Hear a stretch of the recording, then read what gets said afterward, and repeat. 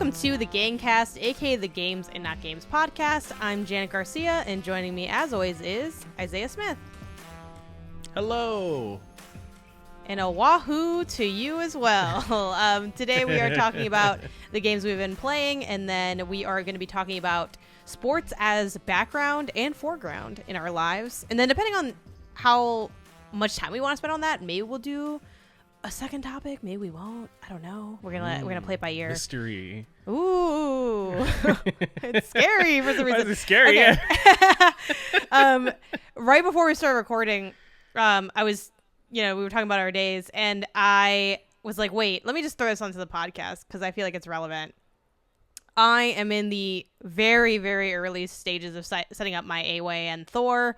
For those who don't know, the AYN Thor is like this relatively new emulation device that looks like a 3DS, like in shape and in like form factor. That's kind of the long and short of it. There's other things I could say about it, but that's sort of how it was pitched to me. So it's dual screen. So a lot of people will show it off, like watching a YouTube video and then they're playing a game on the other screen. Or of course, because it's dual screen, like people really like it for emulating like DS and 3DS. Presuming that I can do 3DS. Again, I'm actually really new to knowing what the AYN Thor is capable of, the pros and cons and all that. Like that's the point of having it. And I got it through MinMax, and we're gonna it was expensed through MinMax, and then we're gonna all kind of come together and do an episode on it at some point. So I'm like, okay, I really got to get on that. Like I got it, and then we moved, and I've been really busy, and then because it also has a setup element, I haven't started it yet. And then specific to this device, I want to set it up and do it all myself. Typically, you are the tech czar of the house, basically. So, yeah. But I'm like, you know what? I'm going to put on my big girl pants today, and I'm going to see if I can just do this on my own. And I'll ask Haley for help if I need to. And then if Haley can't help me, then I'll go to you. You're kind of like my last resort because I want to take ownership of this and also just be a little bit more capable, right? Like, God forbid you're in a tragic accident and then I can't emulate my games, you know? Have I already suffered enough?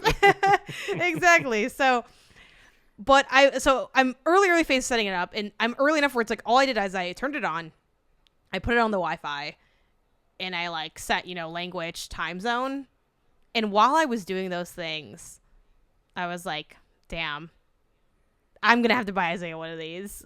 / Really? You're going to need one of these. Yeah, because, and it's that thing where, and obviously I want you to speak on, are you interested in it? Do you want to play it? You can answer that in a second, but just my gut thing is I don't know how it's going to actually play and feel and stuff, but it looks. The way the touch screen feels is tasty. The buttons have a distinct feeling, but not, a lot of times when you have a distinct feeling on a device like this, it's kind of negatively distinct. It's I don't know, it's kind of weird. That's my perception, at least. Maybe I'm wrong. I'm not exactly tuned into the emulation space in general, but that's the vibe I get as someone who doesn't dabble a lot in the more techie aspects of the video game hobby. But yeah, are you interested in one? I mean, I showed you originally that video that came across my feed, and then eventually it got into the MinMax Slack, and then it's gone on from there for people to really get into it. But yeah, is this something that you're baseline interested in? I mean, inherently it sounds interesting. I want to play with yours, I guess, to see. I am trying to be very cautious now that we're in, maybe this is going to be a topic at some point later on, but now that we're going into our budgeting tightening kind of era. We're not getting a dog or any other huge big purchases or financially involved acquirements, right? It's maybe I should be extra on top of not wasting money, but not spending money on things when I have something that can kind of get me by already, right? I think between the move, between the PC, between, all the gadgets and stuff that I have,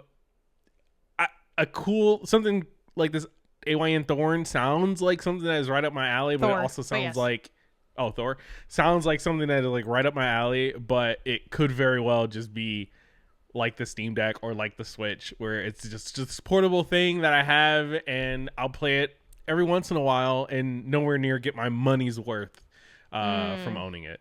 So I don't know, but if you're saying it's Lux, I mean, hey, there's a couple DS games I've been waiting to play, and I've been needing a good way to play them. At least just from the, like, again, it's like, I don't spend too much time on this because it's like me reviewing, like, hooking it up to Wi-Fi. It's like I really haven't done anything with it yet, but I'm like, oh man, this is it's kind of nice. Like it I'm very excited to finish setting it up once the pod is done. And yeah, of course, obviously you can play mine.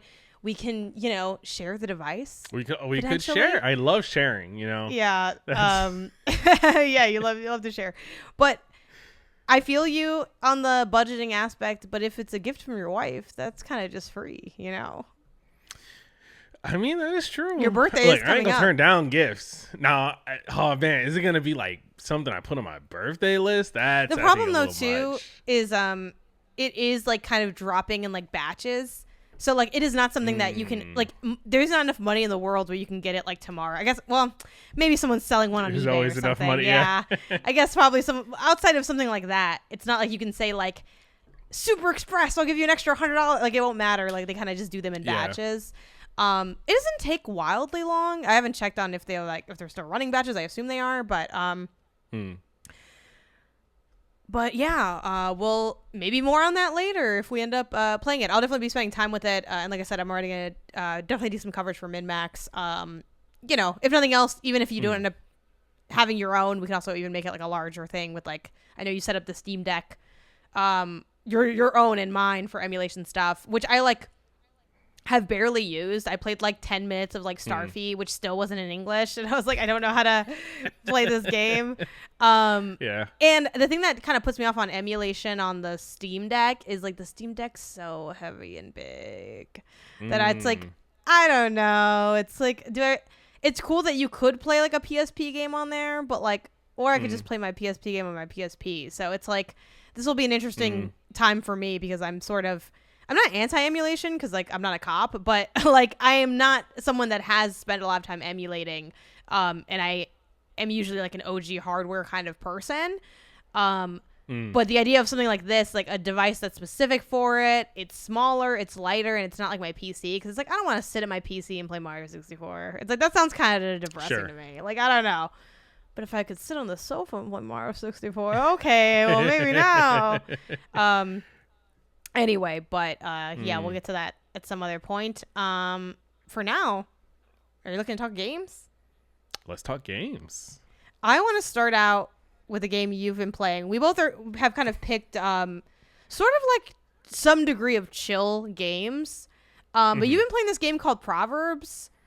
What is this? I've never heard of this game, and every time I look at it, it looks like wildly relaxing, weirdly cerebral, and then like kind of beautiful when you zoom out. Like I don't really know what's going on in here. Yeah. So Proverbs is a puzzle game that is very much inspired by like a Picross, Sudoku kind of like number logic grid game, right? So but the cool thing is that it's this giant tapestry that's broken out into sections, and in each section across the entire tapestry are these like kind of like number logic puzzles, but broken out into sections. As you complete a section, it fills in as a part of this like greater pixel art picture that you're like putting together by solving the puzzle.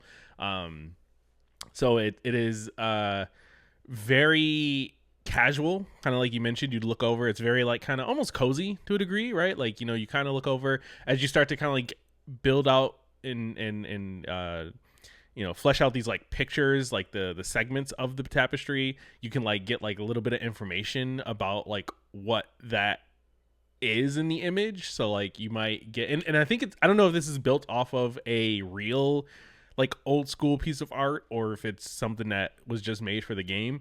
But like it's all almost like this like old timey like a medieval scene where it's like, but it's like almost like religious to some degree, where it's like, oh, there's a lady choking out a like a little devil or something like that, or like there's a man who's playing a lute or something like that. And like, so like you'll start to kind of discover these segments in the big tapestry, and then like when you click on it, it gives you like a little blurb of information about it after you've uncovered it. I just looked it up, and yes, it is an actual painting. It is Netherlandish Proverbs, a painting by Peter Bruegel the Elder. So, oh well, there you go. Painting. Yeah. Which is 16th century Dutch. All right. Well, I was really I was off, but I get what you mean. Like that. I mean, I'm not expecting you to like. Oh, you can name the era of something by looking at the garb of the wearer. You know, like that's fine. But yeah, that is how hard are the puzzles, because it looks like you said, it's kind of like Picrossy, but it looks hard in that like the shapes seem different. Like typically, you know, Picross is kind of like a grid, and this seems like kind of gridded. Like there's dotted lines sort of breaking up the spaces, and there's also like different colors going on as well. But like how? Yeah. What's the difficulty like? Is it getting harder as you go? Is it like a mixed bag per world, even though they're not really worlds, but like maybe they kind of construct it sort of like that? I would say there's the level of difficulty is kind of like in line with what you'd find in like a Picross kind of game, where at the very beginning of a section, when you have literally nothing filled in, you kind of have to look for the like obvious fills that you can do, where it's like you know, in a Picross, if it's like a 10 by 10 grid and one of the lines is 10, it's like, okay, cool, I know I can fill out this whole line. Or if it's 8, it's like, all right, I know I can fill in the middle 6 or something like that, because like of just like logically where squares have to go based on just like where there's room for them to go, knowing how many go there. You are doing that over and over and over and over and over in like little segments of 3 by 3 grids, basically. So the way it works is that there's a whole bunch of numbers on the grid, and each number represents how many filled squares are within its 3 by 3 grid. So if you see a 9, you know that all of them are filled in, and you can go in and turn all 9 on. If you see a 0, you can go in and turn, you know, all of them off, because you know there's none in there. And then from there, you're kind of then mixing the numbers to see like, okay, well, if I turned on this one and there's a 1 next to it that's outside of where I turned on, I know that everything else around that 1 is now off, because the one I turned on satisfies that 1. So you're sort of like it in a weird way. It's like a mental juggling to a degree at some parts. Like that's kind of where the difficulty comes in, where it's like, oh, I need to remember like logically that this 1 on here means that it can't be anywhere else near it. But then while I'm doing that, I also need to know that, okay, this 3 needs something in these 2 spaces. Well, if I know something needs to go here and it can't go there, like you're kind of doing that kind of mental gymnastics in your head a little bit. And so it is cozy, but it's not hard, but you do need to concentrate. What's when I'm, and maybe you're like kind of getting at this already, but I just am trying to make sure that I can like connect the visuals to what's actually happening, and then also especially for people listening, and they can kind of like start to kind of, you know, conceptualize it. Obviously, you guys can also look up the game, and then just looking at the screenshots, everything will kind of make a little bit more sense. But when I see you playing, you're like, so it's a bunch of numbers, right? Like a bunch of like squares and numbers.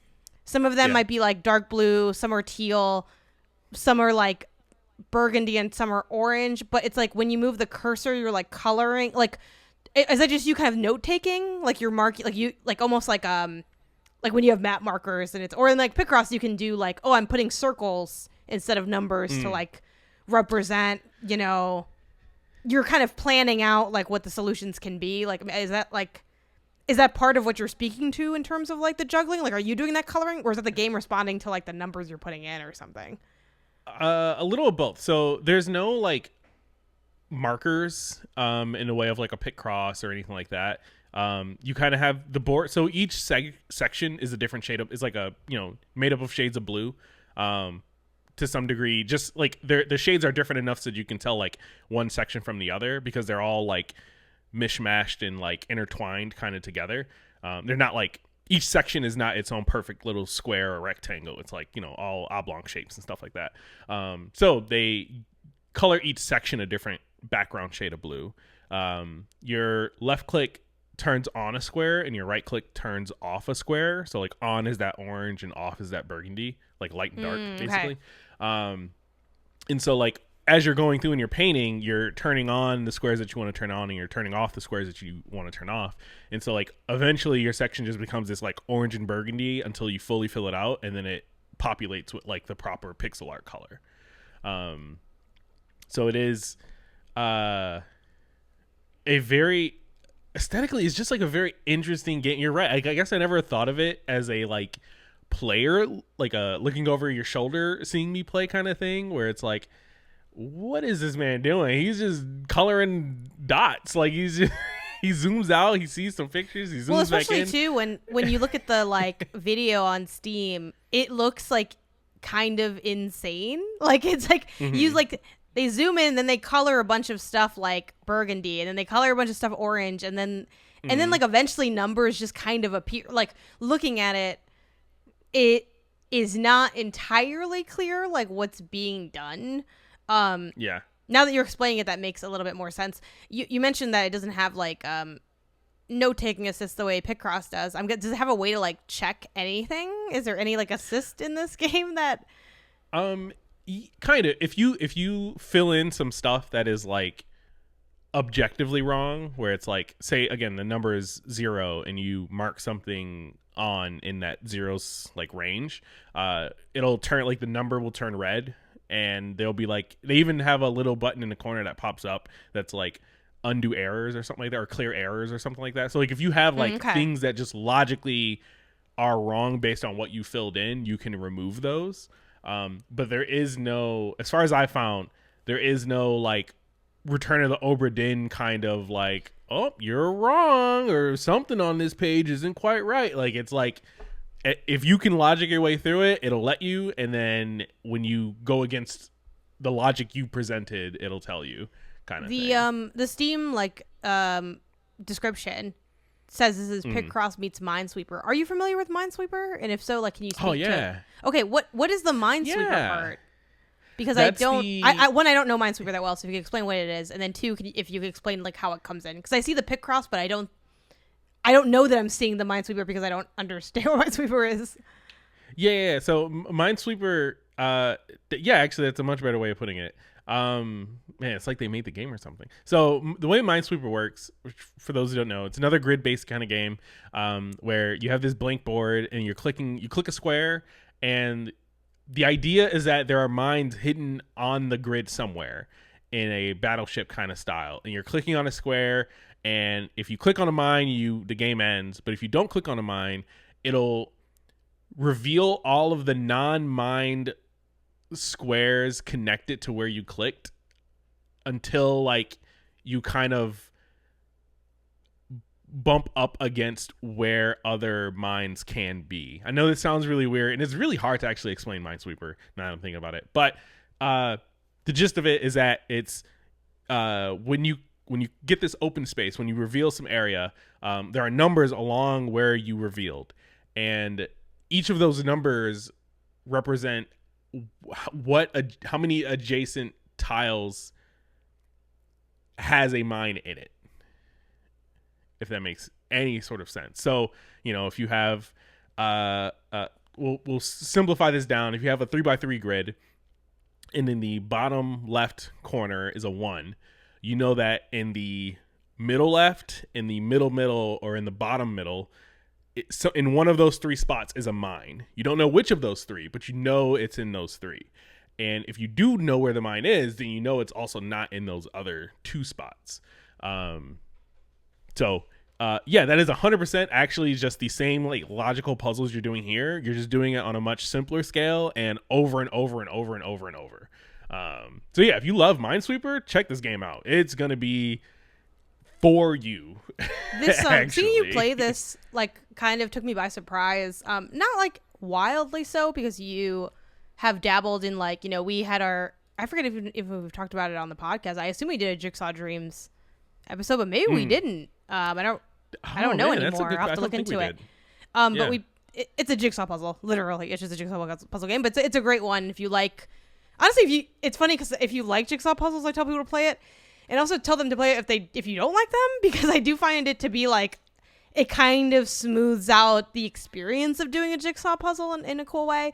But like we played that together and loved that. I know that you have played Picross. I know that you're into Sudoku because you have that little Sudoku like flippy book and stuff. So so this makes some sense, but I was surprised to see you playing it because like I guess I haven't really seen you play anything quite like this, and it's so like big. Like it cannot be overstated how long. Like so, I'm reading from the Steam page. It says the Proverbs is digital acrostic, a meditative game about completing a single enormous 54,000 plus piece puzzle grid. So what drew you to this, and like how often are you dipping into games like this? Is this like a return to an old favorite genre, or is this like more growing into something that you didn't know you loved this much? So I kind of like you mentioned, I always love the Sudokus, the Minesweeper, the Picross kind of things. I have Picross on the Switch. I used to play that. Still play it every once in a while. Like I'll pick it up, kind of thing. What drew me to this game though, I think was I saw it on. Realistically, I probably saw some link for it on like Reddit or like the puzzle game subreddits and stuff that I go to of like, oh, just good casual fun puzzle games. And I added it to my wish list for forever ago. And then eventually I was like just scrolling through probably like during the past winter sale or something like that. And I saw it was on sale and I finally bought it. And then maybe the past like week or so after we moved, I got really into Marathon. And Marathon is a very high stress game. It's like a very, do or die. You got to go in. You might lose some stuff. You get sweaty. You get nervous. I'm listening. I'm trying to focus on this. I wanted something that was kind of just like the complete opposite of that, where it's like I can turn my brain off. I can pause it. I can get up. I can walk away. I can leave it. I can come back. I can do it. I can play in bed before bed, like, before we go to sleep and stuff like that. Like I wanted something that was going to be the complete opposite of an online multiplayer shooter kind of thing. So I was going through my library. I saw this and I was like, you know what? I remember somebody saying that this is supposed to be really good. Let me try it. Turn it on, and then like within like the first like 5 minutes, I was hooked. I was like, oh, okay, yeah, no, this is like a really good casual wind down kind of game. This is not a you specific thing by any means. I'm like this. I think every gamer is like this, especially like the more hardcore you are. I feel like in a weird way, the less you play stuff, it's like you're kind of always just churning through. But what you described, like I feel like the developers listening to this are like in tears because like the road from like I made my game to getting someone to play it like that, like you described like a years long. You're like, first I saw it and then I said then I eventually bought it and then I waited a long time and then I eventually played. Like it's like just slowly. It's like, God, I hope the studio didn't shut down the amount of time it took me to get to this game. No, it's actually really funny because like looking at the developer, it's I don't know if it's one person, if it's like a studio or whatever. Yeah, I was snooping on them too.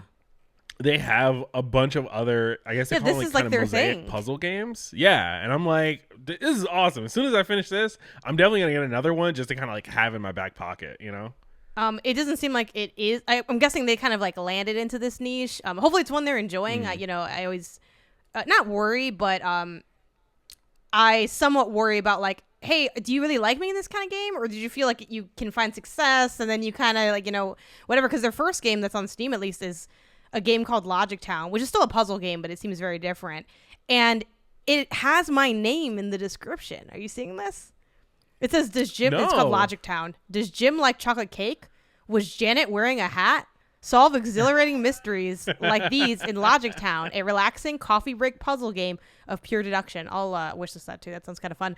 My name is not, I haven't looked it up like, globally or whatever. It does not feel like a very common name in this era. It's kind of like like when I meet people that have my name, they're usually like much older. So mine is Janet Jackson, obviously, like probably the most known person with my name. But anyway, that was a surprise. I was like, oh, my name jump scare.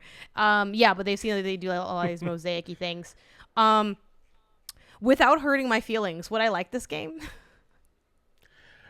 I would say yeah. To a degree, I think you would be better off trying maybe one of the other ones where the board is just inherently smaller. Yeah. It seems like this is like kind of the biggest board situation that they made, and in all their other games seem like it's like smaller boards but more of them kind of thing, whereas this is just one ginormous one. I wonder if, I mean, hey, we have the share Steam account. You could always just launch this bad boy up and try it yourself.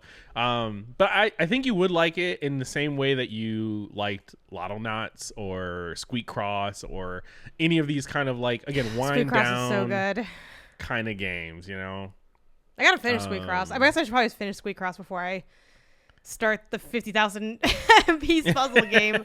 Something I found interesting, and maybe this is not unique to them. I haven't dug around in a lot of like the abouts of games, but they literally, we always talk about like culturally, we always talk about the puzzle, not the puzzle game, but the Netflix game, not to be confused with Netflix games, which is its own division of video games, but the like podcast game, the game that's like, you play it while you're like kind of doing something else. But they like call that out in their details, which I'm surprised by because I've never seen a studio do that. They say whether you're engrossed in your favorite podcasts or listening to your favorite tunes, Mega Mosaic Proverbs serves as the perfect background to enhance your experience, or choose from the soothing built-in Renaissance soundtrack. It's like it was just kind of interesting to see like a studio call out the like reality of like, hey man, you can just kind of throw it on, dabble in a bit.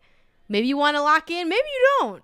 How have you mostly been playing it? If you percentage wise, if you had to say like, multitasking versus like just playing it, what's your split? Man, like 90% multitasking. Like, in the multitasking can be as intricate as like watching a game on TV, and as sort of passive as watching you play a game on TV. Like, it is very rarely that I am doing nothing but focusing in on this. Only because the game does allow you don't lose track of what you're like.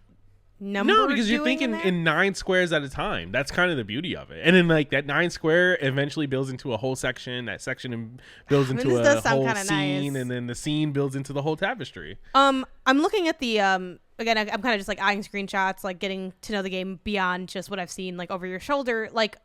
What? So you like, you make the thing, you get a little image. Is there like an additional bit of like lore or of story? Like I see there's some text that pops up. Is it just like what's happening in the scene? Like what do you get here? In this game, in the Proverbs, I think the text you get is just like contextual to the image you revealed. I don't get a sense that there is some greater narrative that you're discovering. I think it is purely just a puzzle for puzzle's sake kind of game, which for me is great.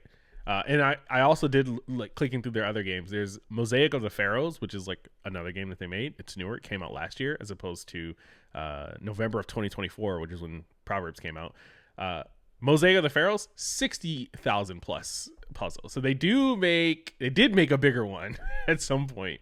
Or they just can't count. I don't know. It's or like they just can't count. I guess both can be like 65, and they're like, I didn't lie. Yeah. So, but it seems like their other one is kind of like 144 smaller puzzles where you're doing like detective case files and stuff.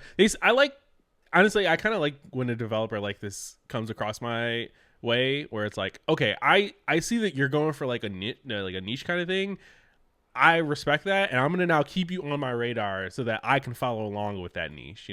I forget. Can you follow? You can follow developers on Steam. I've never followed any developers. Do you follow developers on Steam? I've never done this actually. Yeah, a couple. Not very many at all, to be honest, but enough that. I want to get the little notification or email from Steam whenever they drop something new or something like that. Well, I gotta go follow one of my favorite studios that I discovered on Steam that does the same thing. You already know who I'm about to say, Isaiah. Wait, let me go. Is it it's definitely like one of the hidden object people. Is it like the cats hidden through time or whatever? So it's not the one hidden through time, though I might hit them up too because I think they do a kind of similar thing. But specifically, it's Travelin' Cats, 2 L's, Travelin' Cats. And they do like cats around the world. So I have like Traveling Cats in Paris, Italy, Bali. There's like Jingle Jam, which is like the Christmas town or whatever. I only have like 2 of these, but I intend to like buy all of them. Some of them are free. Other ones are 99 cents, $3. It's like it's not a lot of money. It's also not like a wild amount of content, but it's like I'm very happy with what I get from the Traveling Cats team. So yeah, I need to start knocking out from the Traveling Cats team. Yeah. This almost looks like it should be like a coloring book. Yeah, that's kind of so the aesthetic of a lot of. There's many ways to do a hidden object game, which maybe we should do. Oh gosh, I'm writing. A lot of times I come up with it's a ideas. good topic for its own yes, episode. ideas while we're talking. We should do. We haven't really dipped into genre as much on this show. Hidden object. You're gonna hear me type. Ignore it. Games. Yeah, because I love hidden object games, and I feel like you like them. Like you're not. Yeah. Like you enjoy them a good amount. It's just that like I don't think you like them as much as me, but like that's because I'm like more of a freak and you're more like regular about it. Like to be clear, it's not like you don't like it. It's just that I like it so much that it's like you're not really gonna catch me. Yeah, maybe I'll dip in for more of your mosaics, and then we'll do a cultural exchange. We can meet there. I'll try your Traveling Cats. You try my mosaic. I do kind of wish. Well, actually, would you want something like this to be multiplayer, where it's like I'm working on one end and we meet, or are you kind of like I want to own it all?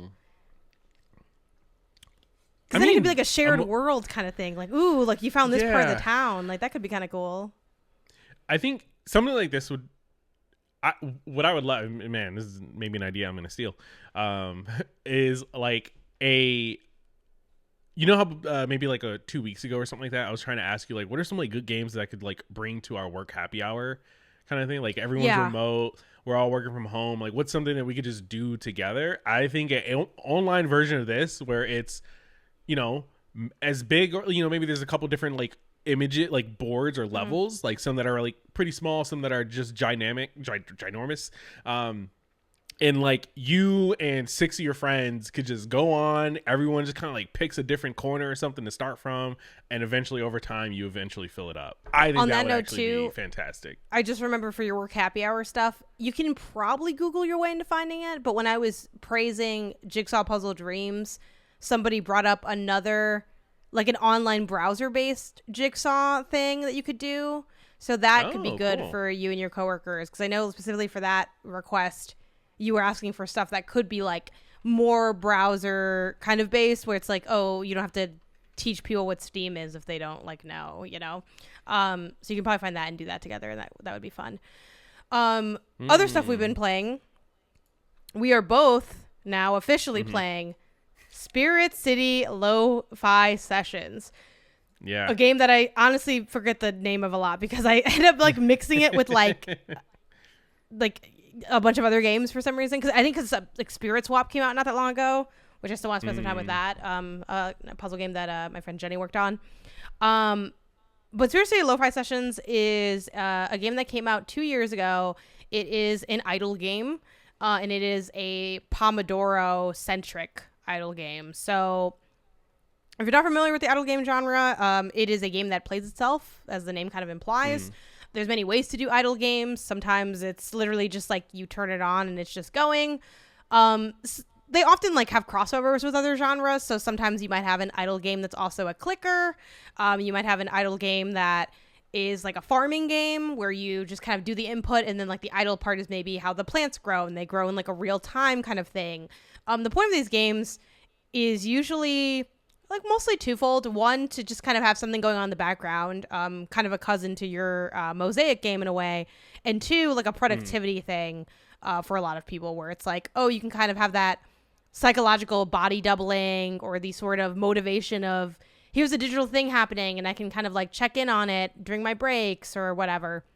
That's why a lot of them incorporate the Pomodoro, which if you're unfamiliar with the Pomodoro method, it's just like a method of work. You can look it up to read more into it. There's like little books on it and articles, but essentially the traditional version is you have like 25 minutes where you work, 5-minute break, 25 minutes, 5-minute break, and that chunks where you have 4 25-minute work sessions, and at the end of those 4 sessions, you get a longer half-hour break, or 15 minutes, depending on what you want to do. And the idea is it's very focused work, so it's like you're actually working, like you're not checking, you know, social media, you're not checking your email if you're not supposed to be working on your emails, you know, you're not getting up to use the bathroom, you're not getting up to get a water. It's like you're just working But then that 5-minute break, that's when you can do those things. Yeah, and Spirit City Lo-Fi Sessions, so it's like the setup of like all the details you need to know. Spirit City Lo-Fi Sessions is inspired by, and I'm not sure to what degree they like directly work with or not, like the Lo-Fi Girl, which is like lo-fi music, and there's like a girl studying in a window, like by a window basically, is the long and short of it. There's a bunch of other like nerdy lore to all that. I'm sorry, lo-fi fans, I'm not gonna get into all that, and nor do I really care, but it's just like, okay, cool. So they kind of borrowed that idea, and they're like, we're gonna kind of do that, but like in an idle game. So it's like you have your avatar and they can study at the desk just like Lo-Fi Girl did, or they can also like study at the windowsill, study on the bed, sit by the fire. There's like all these different activities you can do. And yeah, it's basically just, it's that you see them, there's like a little animation of them reading or writing on their computer or doing whatever, while there's like Pomodoro timers or regular stopwatch timer, whatever you want to set up, or nothing going on. And then another element of the gameplay is while your avatar's like working, they gain like kind of like XP, and like that gives you like tickets. You can use those tickets to get like in-game currency, but you also can gain information on how to find spirits, which is like the more mechanical part of the game, but it's still like idle, like you don't have to actively be doing anything for it to happen.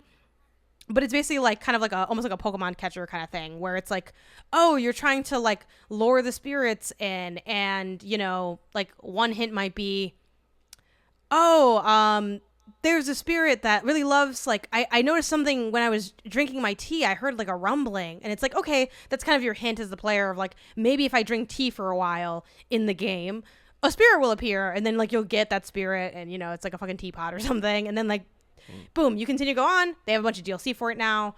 That's the setup of the game. And yeah, I love the Pomodoro method, so I've just been doing this kind of religiously for like a week. And like everything else that you hear me talk about on the show, I'm like, guys, this is the thing that's going to fix me. All of our work problems are fixed because we have a new system, and it's different than all the other systems. This one's going to work this time. And right now that system is Spirit City Lo-Fi Sessions. And then I then took this game and forced it upon you. So what was your, like, I guess, perception going in?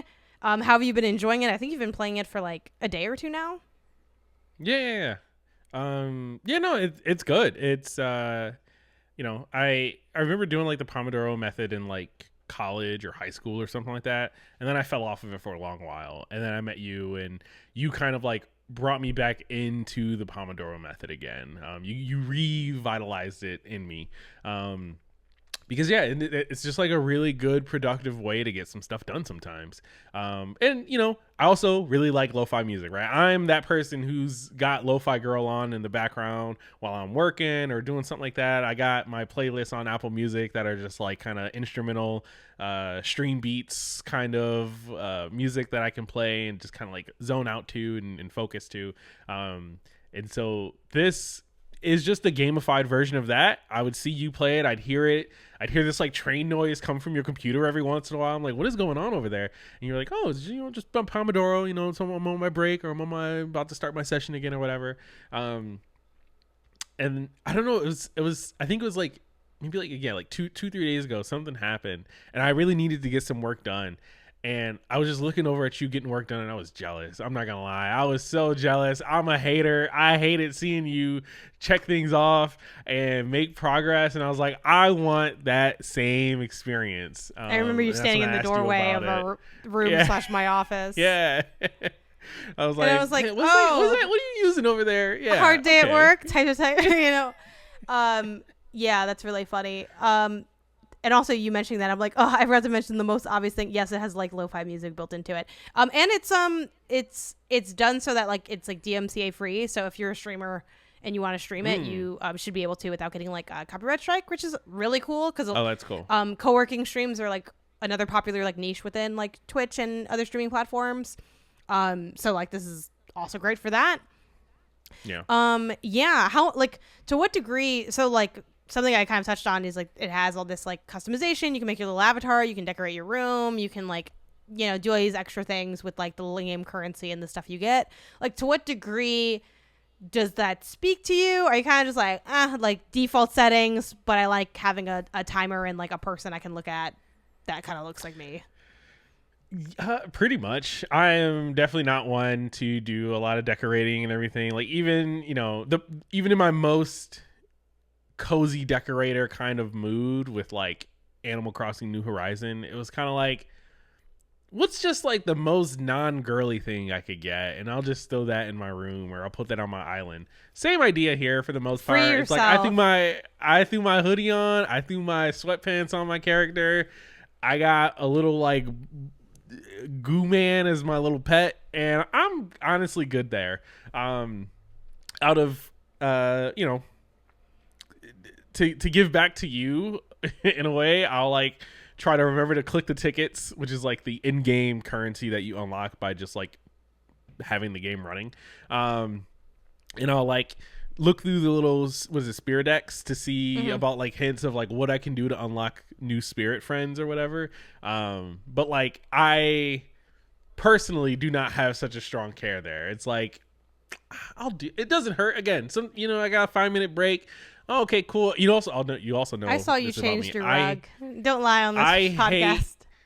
I hate when when you're in a game or something like that, and you have a menu and it gives you like a little notification dot or something, and you can't just like say hide all or read all. And so sometimes this game does have that in a little spirit decks, and so I'll go in there and I'll click through it just to clear the little notification dot.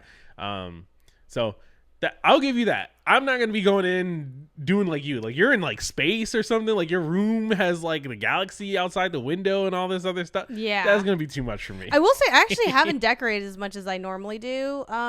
In part because like the game, I'm mostly running the game when I'm working. Today was the first day that I ran it when I wasn't working. I ran it for some chores, which was fun to like team up on Pomodoros with you earlier today. But yeah, I haven't decorated as much as I want because it's like I have to go in and like actually mess around with the game, which I do want to do, but it's just like I haven't done it too much. I also had to kind of let go of because I've played this game for like a couple sessions over the last 2 weeks, and I kind of had a little bit of a hang up where it felt like if I had the game on and I wasn't working, I was like cheating on working. Like it's like, oh, I'm gonna have this big hour count and it looks like I'm so productive, but really I was just in there fucking changing my pants. So like I kind of like had a weird like toxicity towards that, and I had to like decide to let that go because it's like literally like, what's wrong with you? And I'm like, yeah, I shouldn't be like so crazy about that. Like it's really not that deep. But so yeah, but you can change a bunch of stuff. You can make it less girly, Isaiah, if you don't want it to look girly. It actually is default. I will say it's defaulted to being kind of like more like, it's very neutral. Pinks and purples or whatever. Like, I feel like it is kind of maybe a little bit. I feel like it's neutral, yeah.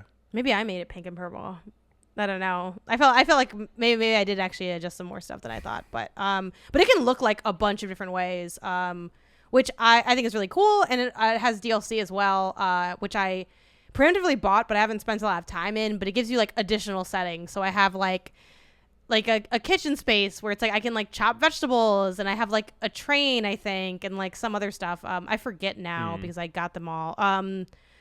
Like, yeah, all the board DLC, which is funny because I have the train noise for my Pomodoro thing. They just came out with Enchanted Garden. I had gotten that too. So yeah.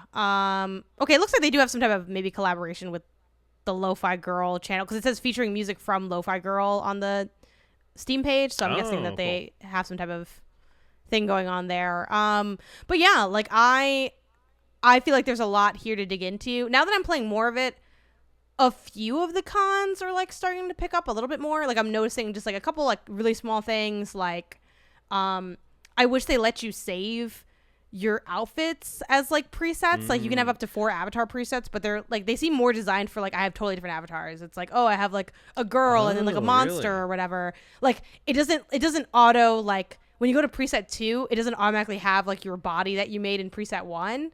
Because like for me, I just want like myself, but maybe in different clothes. And I don't think there's a way to like save the clothes. So it's like, because I started doing this like my one more decor thing I do is I try to make myself look how I look that day. Which is like, I can't go perfect, but a lot of times at home I'm just wearing like sweats. So it's like, it's pretty easy to be like, okay, I'm black sweats today or blue sweats today. And then that's kind of it. But yeah, I enjoy doing that. When I got my hair cut in real life, I changed my hair in the game and stuff. And like, and it looks like pretty legit. Like I posted it online. I'm like, oh, like I just started playing this. It's so cool. I'm liking it so much. And I posted my avatar and someone's like, I literally thought this was fan art of you because it looked so much like you. That's really funny. It does look like you. Yeah. You can do like color level, like color picker level on like all of the clothes and like your skin tone and stuff. One beef I have is you can't input like, if you have the hex code of something, you can't like just paste that in. Like I'm like, that's kind of what I need because I can't eye color that well. But yeah, I'm really liking it. I guess, have you played any games like this before, or is this kind of your first like Pomodoro idle game? Yeah, no, this is my first like Pomodoro focused like task background idle game. I've played like clicker games, which some people would argue are like idle games. But yeah, no, I've always just done a regular timer if I'm doing Pomodoro or something like that, which again, you also put me on another one. I'm actually kind of curious, like what made you gravitate towards this as opposed to, was it PomoFocus? I think was the other one that you let me check used. the name. It was like the app. Yeah, PomoFocus.io, which is really nice. Like if you're like, some of this sounds good, but I don't want to be in lo-fi space or whatever, totally chill. I understand. PomoFocus is my is like a favorite of mine. Yeah, it's just like an app. It's a browser, but also like you can have, I think, the app proper, and it's like, I don't know, something really cheap, maybe like $5 for life or something. If you want to pay for it, you don't even need to pay for it. I like this a little bit more because I feel like it's better at tracking some of the stuff. Like I like the I'm trying to like log in now to like PomoFocus to see like how the reports and stuff work, but I kind of like just the visuals you get a little bit more from the game, and I like the gamified nature of it, you know, like video games are interesting when it comes to like stuff that isn't just like action/entertainment, you know, like, which I would kind of put most other games under some level of that, like way more entertainment than action, where it's like, oh, like, yeah, it's something that like is stimulating you, you know, you're like consuming it, you're playing it, whatever. Like in games like this, it's more like the point's kind of not to play it, so it is kind of a weird thing. And I think a lot of times people make video games that do all these other things, like, oh, this is an educational game, or this is like a typing game, and like, and I get that like that's not gonna be interesting to every gamer, but like I really like the habit trackerness of things. So it's like if the idea of having like a video game, and specifically like what I like about idle games a lot is that they really speak to like those like cozy and like generally I would say like more femme-leaning sensibilities in games. Obviously like plenty of men play cozy games, like you play cozy games, but you know, like I do think there's a reason that like when you look up cozy games, like it is like a more women dominant space, and like so I like that it has like that aspect where it's like, oh, I can just like do the stuff I like to do, but also I'm like working and getting stuff done, and I have like a cute little digital treat to look at. So like I feel like so that's kind of why I'm having it over PomoFocus, because I like that kind of digital pat on the head, kiss on the forehead that I get. Like PomoFocus is very clean, it's very useful, it's very nice, but this is like utilitarian.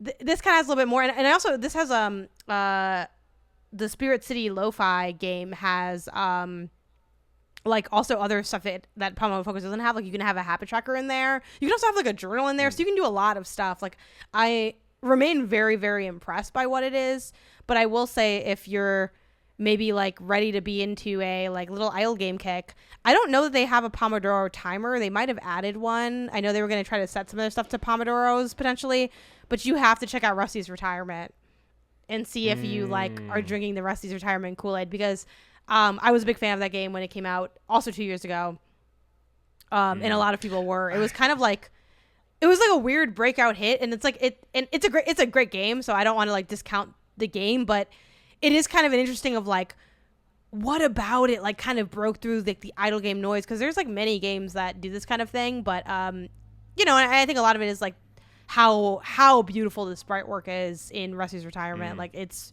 really, really nice to look at, and I feel like you're kind of into farming games to a degree, so yeah, I'd be interested to see your take on Rusty's Retirement after this. Yeah, I remember meeting the developer. We met them, talked to them about their other game, like the Haiku Robot and everything. Yeah, everything like that. And this is technically a spin-off to that game. Yeah. It's in the universe. Yeah, because like I don't know, Rusty is in there or something. I forget the character like lore. Yeah. One of the issues I have with something like a Rusty retirement is that I don't like the idea of it taking up like screen real estate. I'd rather it, which I'm sure I can just like put it in the background as well, but like I'd rather it be something I'm looking at and interacting with, or it's like minimized and I'm focused in on work. Whereas I think Rusty is kind of a little bit in between, where it like lives at the bottom of your screen, or like, you know, somewhere on your screen, and he's walking around doing his stuff and everything like that. So I don't know. Maybe I definitely want to try it. Get Rusty out of here. Yeah. Well, you could just pull it up on your laptop like how you do the Lo-Fi game, but I feel you in that like it doesn't, because I don't think it has even a full screen version. Mm-hmm. So but I'd have to check. I don't think, I'm looking to like the Steam page now, and I don't think it does. So I can see like, well, I have it on its own display, and now it's like also just tiny, and maybe not liking that aspect. Yeah. But yeah, it is pretty nice to just see Rusty just get to work, and he's just like there, and he's, you know, got his stuff going on. But yeah, I think the only thing missing from this is I think it doesn't have a Pommo timer. I don't know if it ever got one.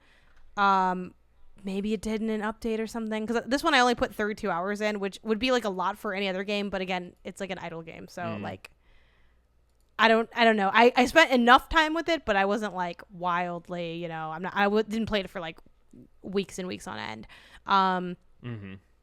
But yeah, do you think you're gonna stick with Spirit City Lo-Fi Sessions? For now, at least, yeah. It's interesting. I like the music, which, again, if they're partnering with Lo-Fi Girl, that kind of explains why. I enjoy the stupid spirits enough to keep dabbling in that. You know, it's a MacGuffin. I can't wait till you get the Among Us spirit. Oh, is that one? It's like the little Among Us guy is in there, which is really funny. Really funny. I will say I'll make an effort to probably find like a spirit that I really like a cool dog or wolf or something like that. Or dragon, I was looking through like the stuff, and I'm like, I saw a dog that I think you're gonna really like. Yeah. Do you use I'm really quick because I just realized I didn't ask you this, and I don't know. Do you use like the in the game there's a bunch of like additional stuff you can use, like you can have a task checklist. Do you use that, or you kind of just like, nah, I'm just doing my own thing, and I just use the Pomodoro timers? I have I'll use the task checklist. I don't really use the habit tracker or anything like that. If I was like trying to get into the habit of that, I probably would just use something that's like, you know, my phone, or, you know, again, a reminders app and stuff like that. Like something that I don't want to have to be like near this game to check something off if I'm trying to build a habit. You know what I mean? This game is kind of starting to become like my productivity security blanket. I'm like, I need you to put my Lo-Fi game on. Yeah. Like I don't want to be dependent on this game for anything. I just want this game to help me elevate what I'm trying to do. So I do use the task tracker, just like, again, line out what, you know, we use like tickets at work, so like what tickets I'm going to work on and stuff like that. But beyond that, I'm going to probably not dive too deep. I'm a little scared for what is going to happen when I'm done, like when I get all the spirits.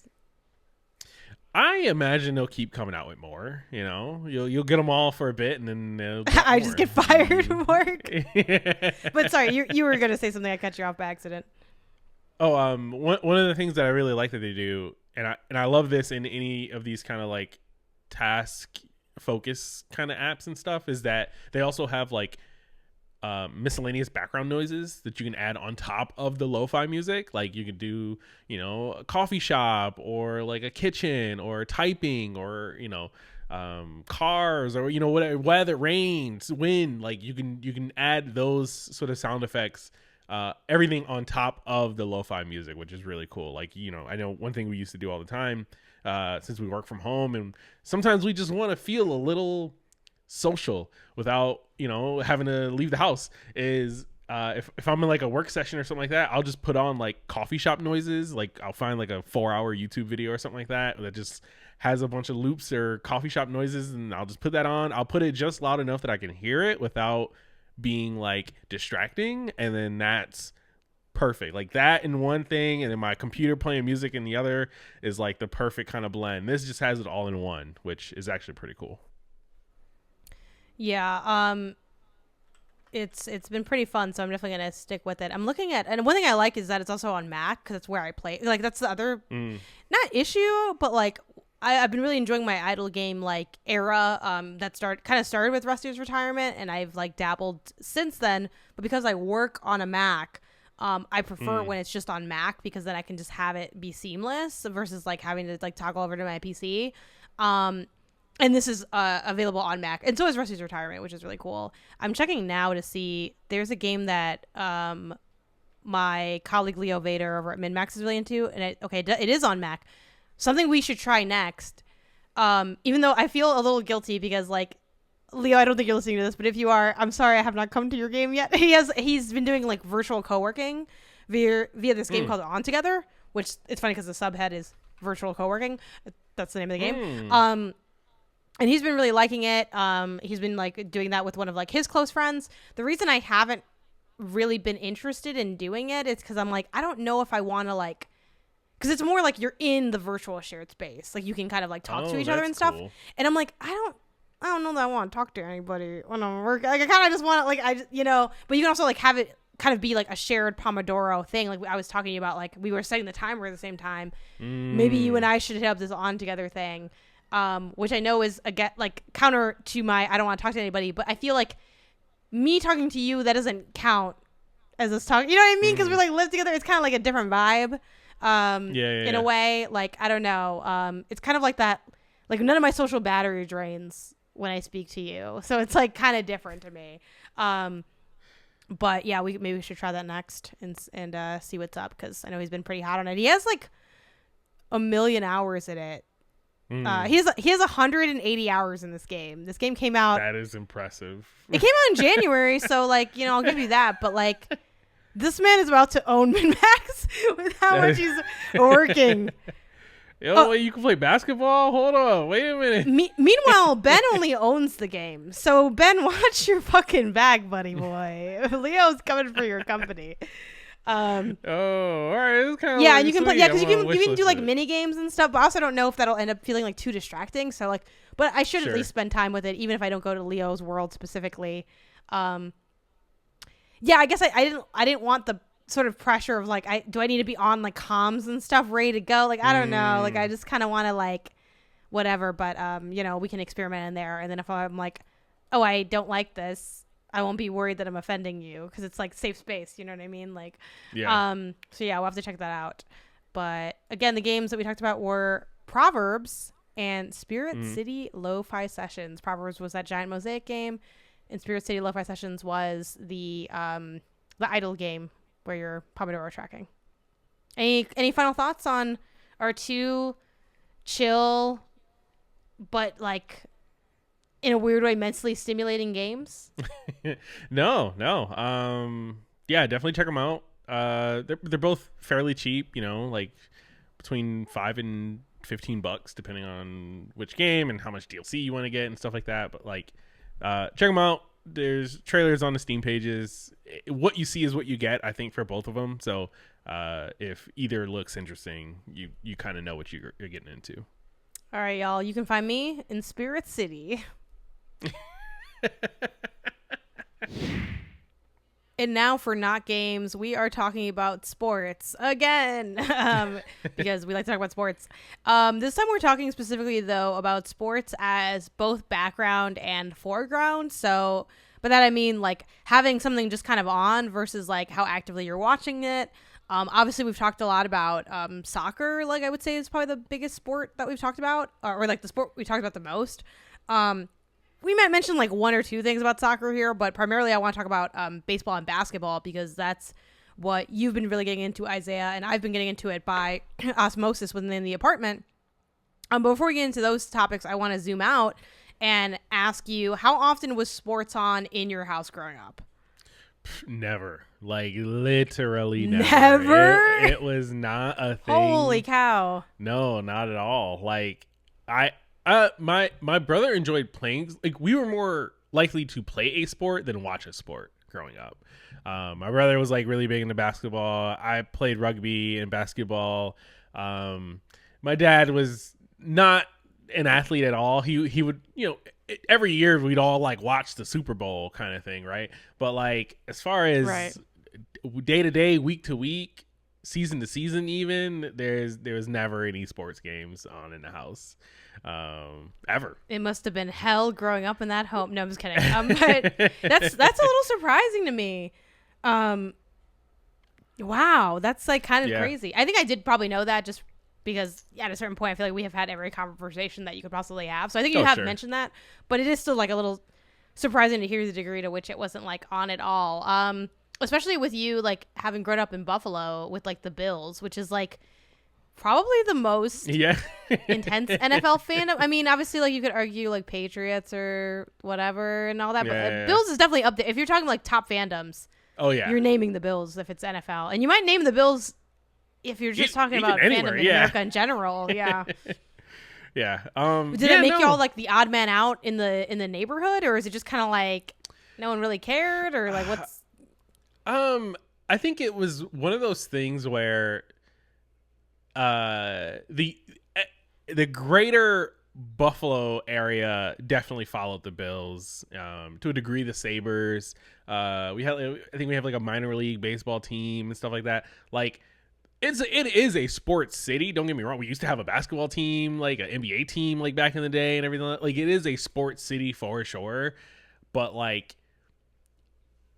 it is so not at the forefront of a lot of folks' mind, but the people whose it is at the forefront of is like heavy. You know what I mean? Like you are gonna know about the latest Bills, how the Bills are doing, whether you want to or not, or you're gonna like know, see the official lawyer of the Bills, the official wings of the Bills, official pizza of the Bills, official drink of the Bill. Like when you're just going grocery shopping, you're gonna see that, right?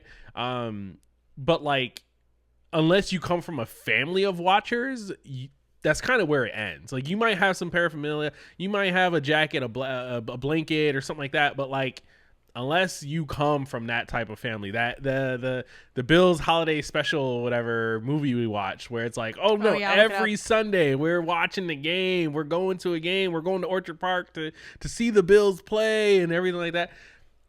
Oh, a holiday touchdown, a Bills love story. Yes. How could you forget, Isaiah? How could I forget? It's a big moment in all of our lives.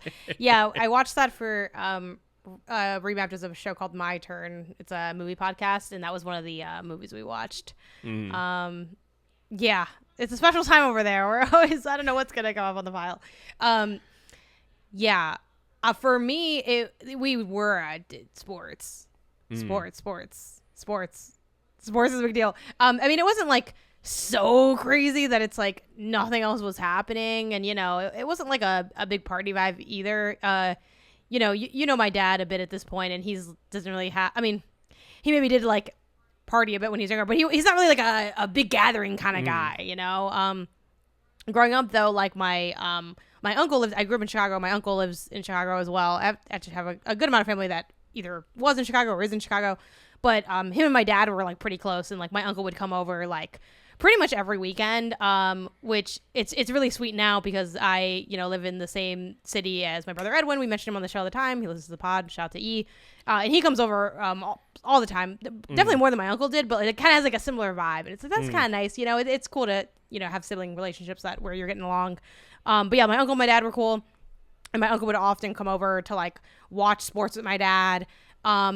Edwin would tell this story better than me because I kind of forget the who's who and the what's going on. But the big satellite dish we had like on top of our house, like one of my uncles, I don't know if it's like the same uncle that I'm referring to would always hang out, but like bought that like for us to watch TV there. And it's like, why? But it's like, I don't know. That's like we were the place where we were watching the TV. So it's like, that was the vibe. And like the house was decently silent. I mean, it was a 3-bedroom, but it was, I think square footage wise, it was kind of on the smaller side. It did have like a basement though, and you kind of gained some space there. But like, it was a small looking house. Like, what my house looks like, Isaiah, because I took you to it when we went to Chicago. It's like, it looks like, when a kid draws a house? Yeah. That's how my house is shaped. It's like a little square and then a little roof, and it looks exactly like that. and the satellite like eclipsed the entire house. It was, and this is not like when you're a kid you think things are really giant, but really that guy was only like 32 and you thought he was 58. No, this thing was massive. It had its own like cement structuring, because if you put it on the roof, you couldn't have, like, it was on its own thing, so that we could watch like fights, which like, I don't even think we were like into fights like that, but like the fight, I don't know what the fight was at the time, but the fight was on in the basement. I remember one time my like dad did like, they like bet on the fight, like it was like really like little bits of money, like couple bucks or whatever. Okay. And it was like which round the fight's gonna end. And this is like I feel like this is kind of like a toxic story in a way, because it's like, wait, what's going on? But it's like, just to include me, my dad let me like bet on the fight. Like, I don't know if it was my money. I think he like put it up, it's like $5 or whatever. And like, I got one of the rounds, like, oh, we'll give you this round or whatever. And then you can like get in on the action. That's why it's kind of dark, because I'm like a little girl. So it's like, why having your little girl like bet on the game? Yeah. But bro, I fucking won. Wow. I won. And everyone's like, oh my God, what are you gonna do with the money? And it wasn't like that much money. Maybe it was like $100 or 80 or something. It wasn't like it wasn't insane. Maybe it was less than that. I don't know. But it was enough that it's like, it was some money. They're like, oh my God, like, what do you get? Oh, you're going to Toys R Us after, and da-da-da-da. And they were all joking it up. Mind you, also with my family is, I'm pretty sure they never gave me that money. I think my dad maybe just took that for himself, because I don't really remember having a little trip to, GameStop or anything after. So, but yeah, like that was kind of an outlier where like more than one person was at the house kind of thing for a sporting event. But like my dad was a big sports guy. Like he had sports on like really often, like basketball, football were probably the main ones. Obviously he loved soccer as well, so I guess I probably do have to tip my hat to soccer. And not just sport. What I remember more than the sports of it all is like the ESPN of it all. Like Around the Horn and PTI raised me. And it's really funny to like say that, because like I'm not really like a sports guy holistically. Like I think I am known at this point for liking soccer, like in my like social circles and like on podcasts, but that's like kind of it. But it's like, oh yeah, like I don't, and it's like such a weird hipster thing. It's like, I'm not really into sports, but like I love Pardon the Interruption on ESPN. But like that show is so good. God, is that show still going on? I don't know. Maybe it is. I have to look it up. But look it up. That was like always on all the time. PTI and Around the Horn specifically. I think the guys are still at least working if they don't have like their same show. Maybe they have a different show now. And if you could pull up the names of the dudes, I can picture them, but I don't remember their names. Signed extensions to continue beyond its 25th anniversary in 2026. Hell yeah! What are the names of the guys again? It's like something Tony and Michael. Tony Kornheiser. Yeah, full names. Yeah. And Michael Wilburn. Wilburn? Yeah. Okay. Yeah. Anyway, though they're family to me. But that was always on, and like I would consume a lot of it for a lot of reasons. One, the basement was kind of like a hangout spot. It was really my dad's domain, but like he was cool with us being there, and we'd hang out down there all the time. Two, the family computer was there, so once we got the family computer, I'd also be down there doing my homework or going on MySpace, and like making my MySpace page. So then like in the background, I would always be hearing like ESPN like on all the time. Maybe my dad would do radio stuff too as well, here and there, or like his music. He had literally like a man cave down there. It was like, and I wish you could have seen it. I wish I had pictures of it. It had like the classic like big ass shelf with like the TV, like the console setup kind of thing, and he had a bunch of like the kind of, I mean, you've seen my dad's rooms because like we've he like lived with us for some time, and then we've seen his like place since he's moved, and the kind of stuff my dad has. What if that had its own living room, like a whole living room of space of like replica trucks of like a Bears like tailgate, and it's like just like really specific shit, and like it was a fun time, and also the basement was cooler, and it was pretty hot, and like we had AC, but I had one of those families where they didn't want to run it because of the cost, so they wouldn't run it until like night, which it's like it's hottest in the day, like we actually mostly need it in the day. That's not ruin a nice time, but yeah, that was the vibe at the time. So I watched a lot of that. And my brother, of course, is into sports. Chicago, a big sports town. The Bears. My dad was a White Sox fan. My brother's a Cubs fan. I'm a Cubs fan. My dad likes Liga MX. Like yeah. The idea of like how you and I are like big TV people. Mm-hmm. It's like I came to this pod and I'm like, how much did you watch TV? And you said we didn't have a TV in the living room. That's basically what you just said to me. That's like how it felt to hear, because we were like, it was like so like in the air. Yeah. But anyway, I bring up that background to talk about our current era, where you have been getting into baseball and more into basketball than you were before. I guess you were kind of like kicked at both of them, really, because I guess what's your like baseball basketball background? Like, at what point would you say you kind of like became more into it? Is this you kind of revisiting? Like, for me, I had like a basketball era where I did actually watch like a good amount of basketball, and I had like players I liked, like Allen Iverson and Mike Bibby, and like and then that was like a million years ago, so like I'm not as tuned in. Did you have like a tuned in time, or is this your first time ever in your life really tuning in to either of these sports? I would say this is the first time I could like realistically name more than like 5 players on a team at any given moment kind of thing. Like, and again, it's not I love the Lakers and I love basketball. Just I love enough for the watching outside the basketball. stadium TikTok. Yeah. Like it is very much a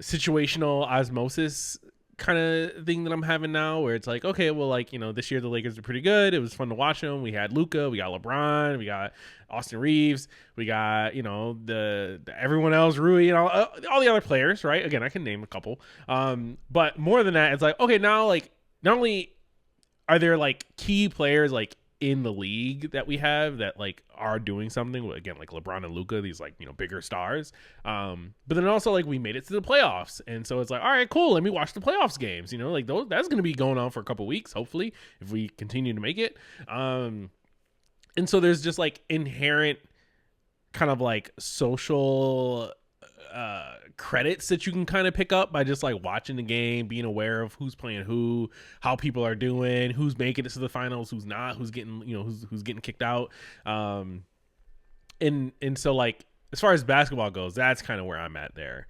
After the season, honestly, maybe I'll pick up a WNBA team and watch them in like a regular season, and follow them hopefully into like a postseason kind of thing. I'm really not sure there. I know we have like a team here, but I don't know. I don't have an allegiance really to anything. Even in basketball, like NBA, I'm more of a LeBron fan than a Lakers fan. Like I care about the Lakers because LeBron was there, and then I started to learn the other Lakers players we have. It wasn't like oh no, I've been following the Lakers since I moved here kind of thing. So we'll see with that. And then baseball, kind of similar deal, where it's like a little bit more of a concern or intentional effort.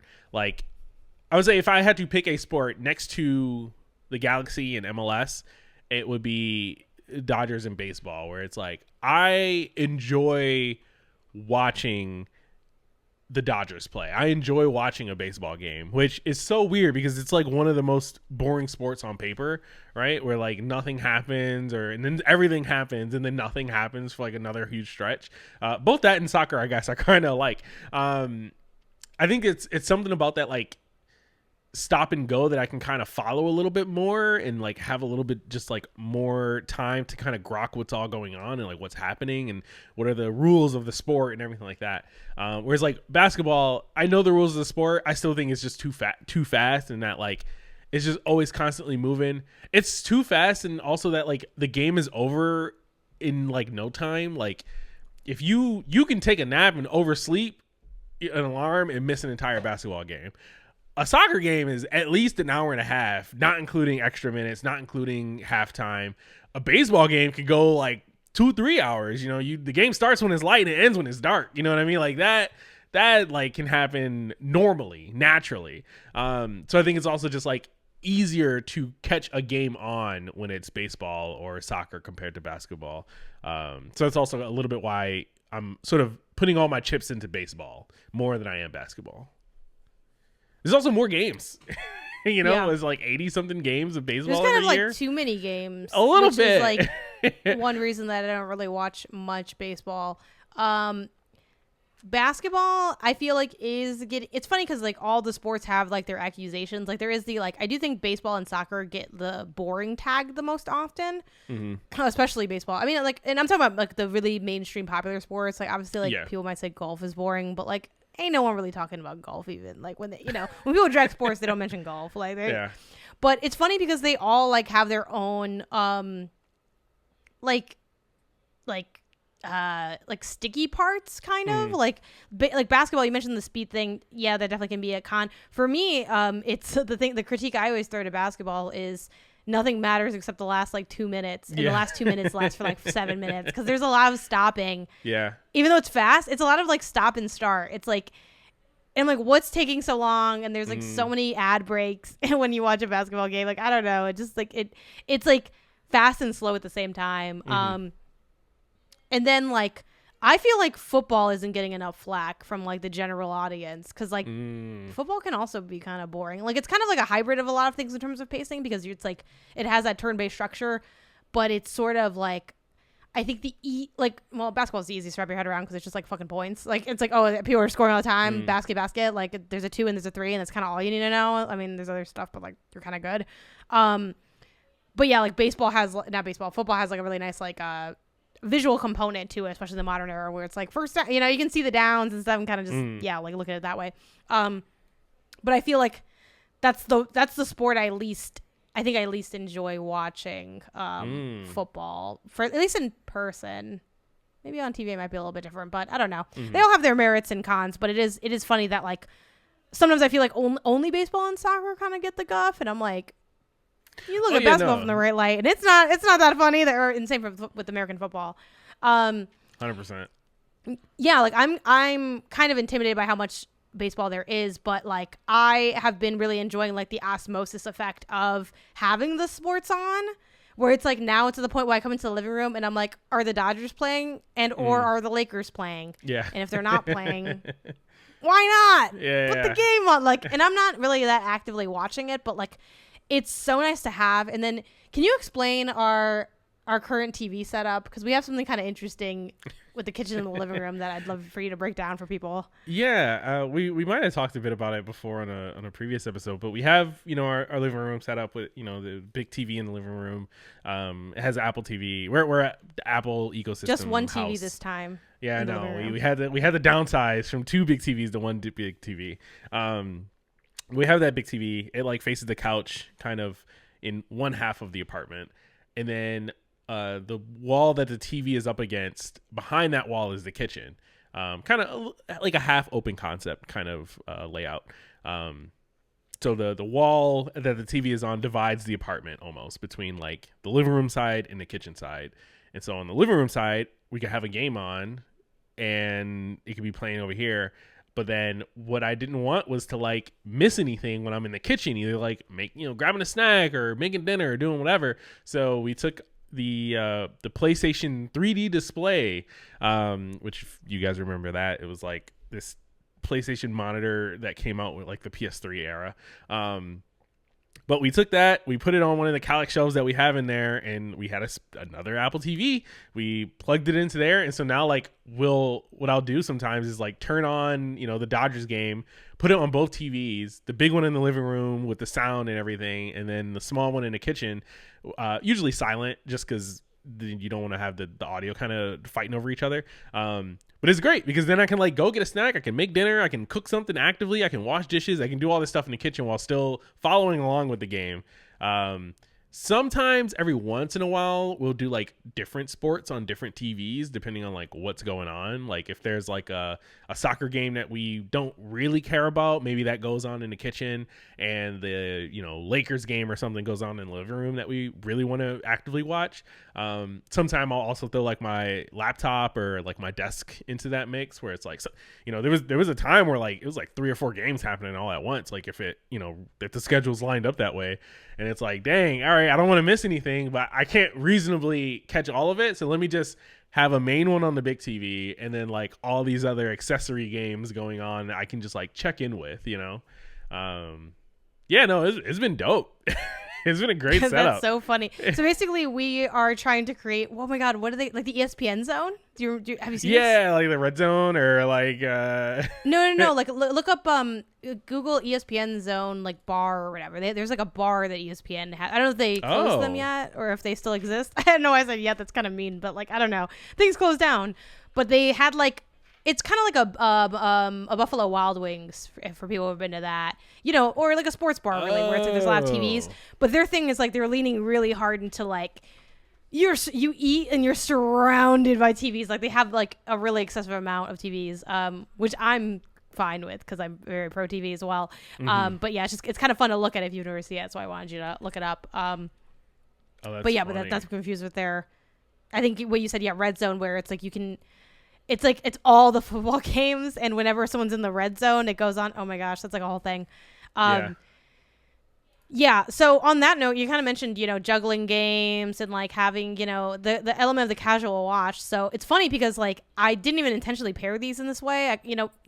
Inside baseball for the show, like week to week, we kind of just look at like, hey, what's going on in the gaming world? What's going on in our non-gaming world? And then what kind of things might we want to talk about? Typically just tied to like events that are currently happening in our lives, sometimes more evergreen, but that's basically it. And I didn't realize that this actually shares the thing with your mosaic thing. So I'll ask you the same thing I asked for the mosaic. How often are you like intently watching versus like casually watching, percentage wise, would you say? Ooh, this is definitely a much more intently watching split. Again, at least for baseball. Basketball, it's already like basketball's kind of like the freebie. It's like the side sport. It's kind of like you said. It's like the whole quarter don't matter. It really only like the last 3, 4, 5 minutes. So basketball, maybe like a 80. I'm not paying attention. 20% I am kind of thing. Baseball though, I feel like it's flipped where it's like 80% I'm paying attention and then 20% I'm maybe zoning out or doing something else. Like I probably realistically wouldn't do my like Proverbs game while watching a Dodgers game. I don't want to like sit on the couch. Maybe I'll scroll TikTok during like commercials or like inning switches and stuff like that. But like when someone's at bat, when someone's on bases, when someone's pitching, like I'm trying to watch it. I'm trying to follow along, follow the curve, see the throws, learn other team names. Like it's so funny that like not coming from a baseball household or a sports household really in general like that.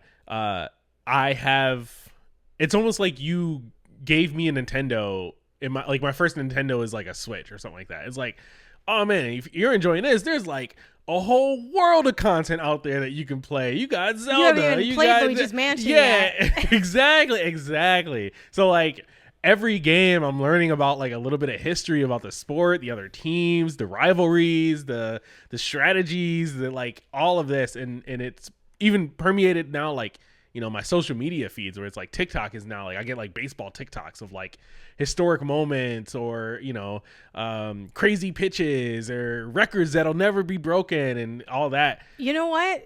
Maybe I should. It's funny because we just went to the thrift store and we got some like DVDs and I got one for my brother Edwin, who I mentioned before, who's a Cubs fan of the World Series, like the 2016 World Series. Now I'm like, shoot, maybe we should watch that before I hand it off to him because I guess maybe you can bring it back over and then we can all watch it together or whatever. But yeah, you can learn about our culture.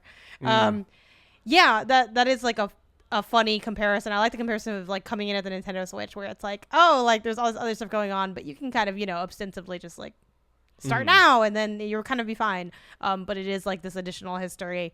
You mentioned a little bit about like your feeds changing. Has there been any other like ways you felt like it different now that you're like in this like Dodger era? Like, are you like talking to people more about sports? Are you like BlueSKy now where are people now like, oh, he loves the Dodgers, like he's always mentioning them kind of thing? I wouldn't say it's that strong, but there have been like situations where me following sports has like kind of come up in like just general conversations and stuff. Like I think like the last time I went to like the barber shop and got a haircut, they were talking about the like Lakers finals games and like this is back in the round when we were playing Houston and it's like, oh yeah, no, I did catch that game. Yeah, no, that was crazy. Oh man, I can't believe the overtime. We went into overtime and got it with LeBron with the clutch 3 at the buzzer and all that. Like those stereotypical the last moments 5 minutes. happened. Yeah. Yeah, no, facts. Like those stereotypical situations have kind of come up a little bit more now and I can partake in them a little bit more now that like the normal cadence is I'm watching and I'm keeping up, you know? Whereas before it was just like, I'm not gonna lie, I got to do the basic, like, man, you know, the Bills, man, you know, they're going to let you down, or, oh, did you catch the game? Oh man, I can't believe it. Bills are going to Bills. And like, you just say generic stuff just to get out of the conversation. Now I can actually engage in the conversation. It's like, oh man, I missed it. I will say, is there anything better? I mean, the short answer is fucking, of course, there's something better. But like, is there anything better than someone being like, did you catch the game? And you're like, yeah, actually I did. It's like, that feels good. so good. Like, why does that feels so good? And you don't really get that with anything else. I mean, the closest you can get is like, have you seen this movie? Like, I feel like people will do that. And like, sometimes with shows. But even then, it's like, there's so much like, okay, so there's some exceptions to this, but for the most part, what's nice about, I think, sports is because since it's always happening, there's not a spoilers issue. Mm-hmm. Like, and also it's kind of a different thing, right? Like, obviously it's like there's not narrative, you know, it's different, but it's like with a movie and like a TV show, it's like you might be like, oh, well, I'm not caught up, or like you're talking to someone and then someone else is like, wait, I haven't seen it yet, can you not say anything? And it's like, damn, conversation's dead now. No one's gonna be like, don't tell me I haven't seen the game yet. Every now and then you do run into a situation where someone's like, hey, I actually, can you not talk about it? I taped it and I'm saving it for when I get home. I couldn't see it. Sometimes that happens, but for the most part, it's like, it's just happening already. Like, you know, if you didn't see the game, you probably already know how it turned out. So you can still kind of like talk about it. Funnily enough, I had a weird, like, I didn't act on the connection, but I was very like amused by the fact that it was like last night or 2 nights ago or something. I think it was the Lakers game. There was an ad for Pepsi's prebiotic cola. Like, they're trying to compete with like what? What's that cute Poppy? You know the Poppy drinks? Yeah. That's a prebiotic soda. And like a lot of other soda companies are coming out with prebiotic sodas. And when the Pepsi prebiotic soda came out, I was like, I called to you because you were doing something else at the time because of commercials. And I was like, did you see this Pepsi prebiotic cola? And it's like, I have that non-sports thing where I'm like, I lock in on the shit that has nothing to do with fucking anything. Like, it's like, and then, but I was dead because Timur Hussein posted that, like, who works at GameSpot, and I follow him. He posted a picture of it on his timeline, and it was like, it's like a non-sports moment where I was like, I see he's watching the game as well. And like that, like, so that's kind of my thing. Obviously I have the IRL interactions here and there that happen as well. And my brother covers the Lakers, so he mentions the Lakers plenty of times, and he'll ask sometimes if we've seen the game, and it's cool. And we're like, yeah, we kind of were watching it. I've watched it, whatever. But on my timeline, it's also like really fun to get to like consume, understand, and engage with like what people are talking about for stuff.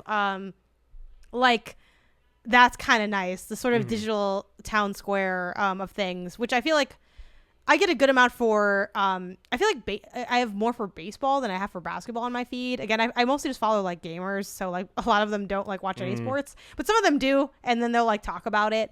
And it's nice to also like be like lightly following a sport that like is talked about, because for soccer in America, again, it's not that popular of a sport.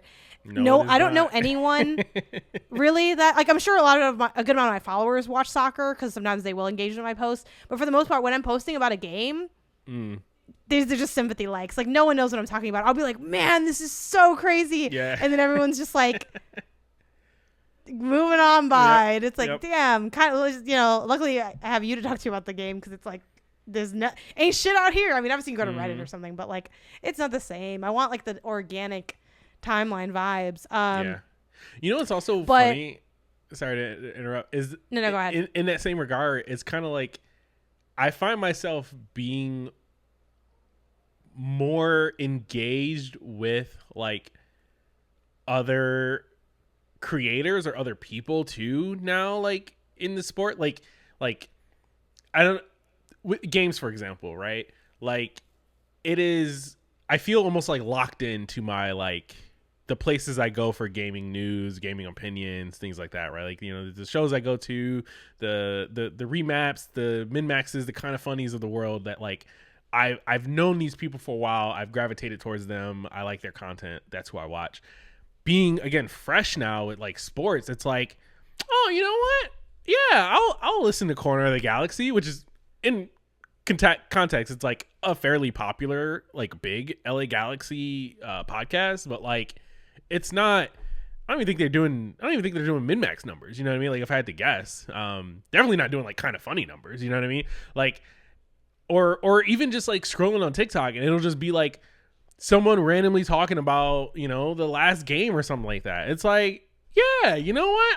I'll sit here and I'll give you the 30, 45 seconds of you talking about the game. Maybe you'll say something I'll connect with. Like it's cool being not being in like a house or like in a group or clique or thing or anything like that. Like I'm fresh, I'm new on campus, and so like, yeah, you're a free agent. I'm a free agent, so I can like mingle with everyone, you know what I mean? Like that's also kind of like relieving and nice.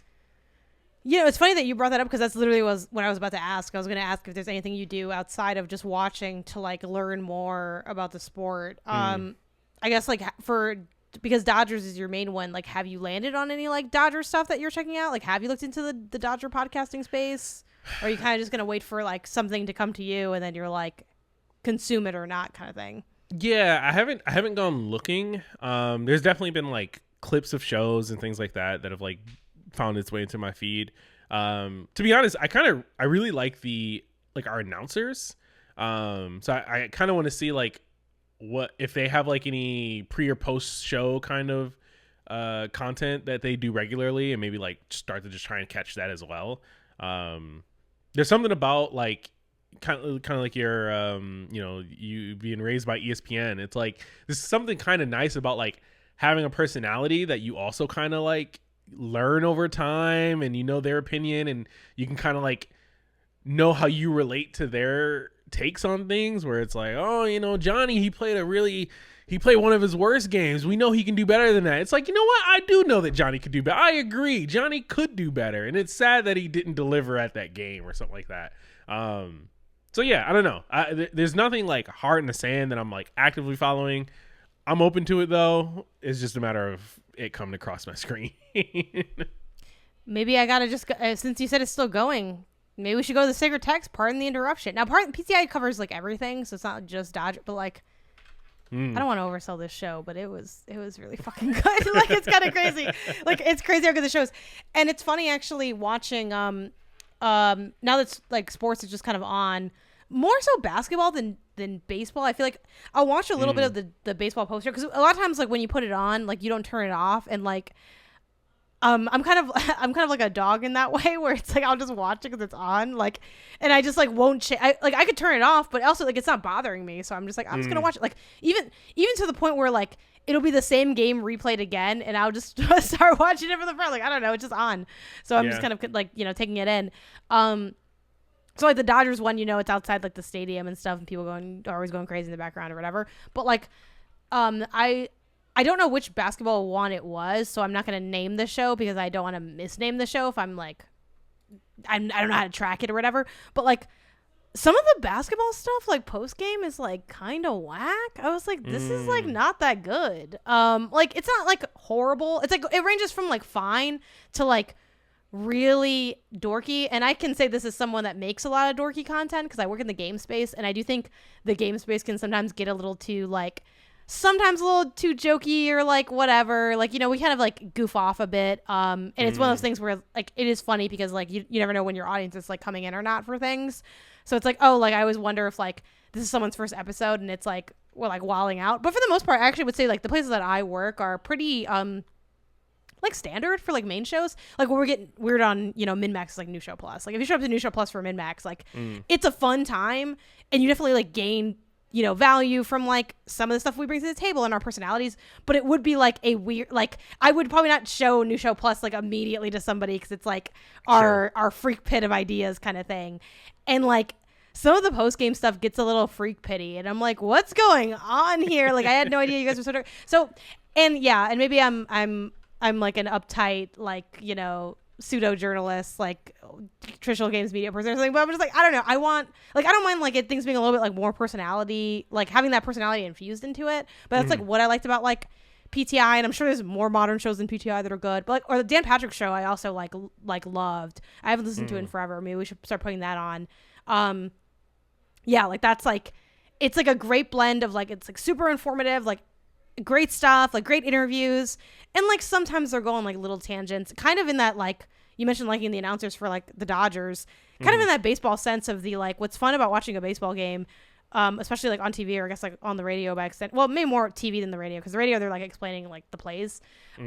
Because there is a lot of downtime, they'll literally just go into like, they're just doing a podcast at a certain point. They'll just start talking about anything. Like I was listening to like the TV was on and I was hearing the like announcers talk, and literally one of them was talking about like, you know, and they all have that same like announcery voice where it's like, yeah, I had gone over to this mountaintop with my daughter and my wife and we thought we were going to have a regular nice hike. Come to find out, it was an entire mountain I had to climb. Oh man, how was that? I gotta tell you, it was rough. I gotta tell, like, and I kind of like love the way they talk. It's like there's something about it that's very infectious. But like that's kind of like a cool thing too, where it's like, I don't know, I guess mileage varies on like if that's your taste, but like it's like, if you don't like baseball, well, like what if we were all just hanging out? And that's kind of the vibes that baseball brings to the function, which I do have been enjoying. But yeah, it's been nice. And I feel like the intimidation I previously had for how many games there are for baseball has kind of like been diffused now, because like I've been seeing you do it and it is a lot of games, but like you just gotta watch them, and you can always pick your spots if you wanted to like have that, you know, dip into that 20% that you talked about where it's like you're watching more casually, you know? Yeah. And it honestly, it's kind of cool in the way they do it too, because it's like, I feel like basketball is a very bounce around kind of sport, right? Football I think is the same way. Soccer actually might also be the same way. Baseball is very much, it's series. It's like little mini series where like they'll go to a city and then they'll play like 3-4 days in a row, and then they'll go to a different city and they'll play 3-4 days in a row. So like, not only, it's like you get almost like a little mini season every time they fight, they're playing against a new team. And we're back to your fucking Mosaic game. Yeah. Yeah, no, 100%. It's kind of cool. Like your 4x4 grid of Dodgers baseball. Yeah, it's honestly kind of great, because you develop a little story, a little narrative over the course of these like 3-4 games, and then it's like, oh yeah, no, we whooped them. We're like, oh man, we tied, or they beat us, or whatever. Like there's something good about that comes from it. And if you do miss it, hey, guess what? Next week they're gonna be playing a different team, so who cares? You know what I mean? It's honestly kind of great. Yeah. I guess something I should mention too for like personal connection stuff is of course my friend Kelsey, who's like the biggest baseball fan I know, who loves the Mets.